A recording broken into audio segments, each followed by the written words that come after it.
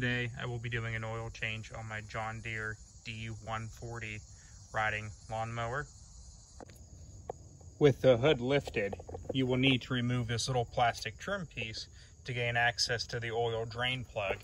There is an 8mm bolt right there, and I'm just going to use a nut driver with an extension, and it's an 8mm. So remove this and this plastic piece can come off.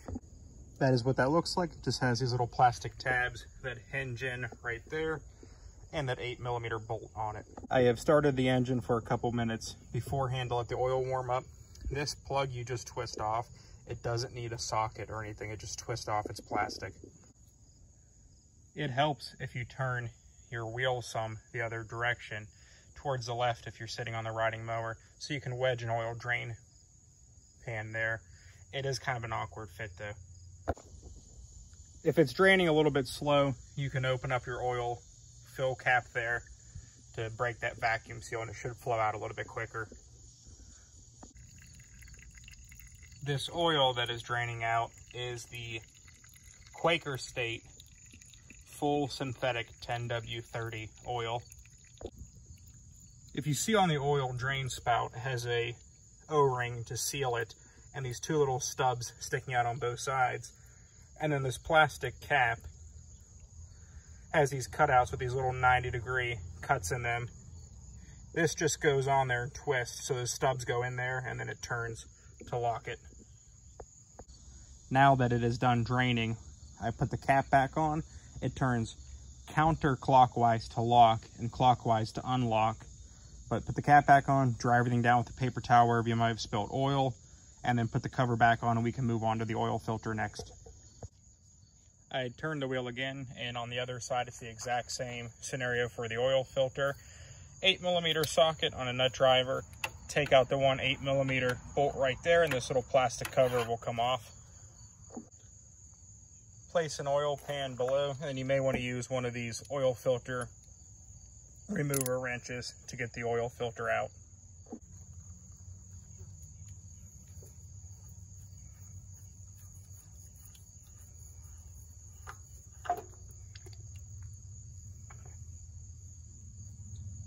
Sort of a bad design. There's really no easy way to do it without getting oil spilled right there, but just try it up. The oil filter that I took off that I've been running for a little bit is a Fram Tough Guard TG3614. I've had good luck with this filter. It has a silicone anti-drain back valve. It's got holes in the inner core instead of louvers. Pretty decent filter media. The oil filter I'm installing is a MicroGuard Select. I got this from an O'Reilly Auto Parts. It's the MSL 51348. MicroGuard Select says it's rated for 10,000 miles. I do not purchase the John Deere branded ones because they are, in my location, they're very expensive. They're like $15, $17, and they're a smaller filter. They're only about this tall. They do not have much filter media in them. And they're pretty unimpressive filters. There's nothing special about them, and you're paying a lot of money for a name and getting a really subpar filter. This one here, the MicroGuard Select, has a silicone gasket, silicone anti-drain back valve. Hard to see, but the inner core is metal with holes, not louvers. Has a good bypass valve. These are actually a really good filter and far better than the John Deere branded ones at like half the cost. So I installed this. Just take a little oil bottle and I lubricate the threads some. Just the threads a little bit. Go around the gasket. This filter mounts sideways, so it's hard to pre-fill it, but I just do this step. And there is the new oil filter installed and the new plastic shield also installed. Those Fram Tough Guard TG3614 and equivalent filters do fit with just enough clearance. This is the oil that I will be using, the Mobil 1 European Car Formula 5W40. It's a full synthetic. Again, Mobil 1 European 5W40 meets API SP, as well as some pretty strict vehicle standards. So this is what I'm using this time. Last time was Quaker State 10W30 full synthetic. This time we're going to try a Mobile One 5W40 Euro blend.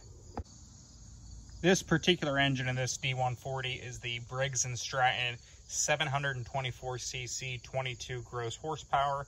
Calls for 2 quarts of oil. So I'm going to measure out 2 quarts of the Mobile One Euro blend 5W40 and fill it up, and we are done after we check the dipstick.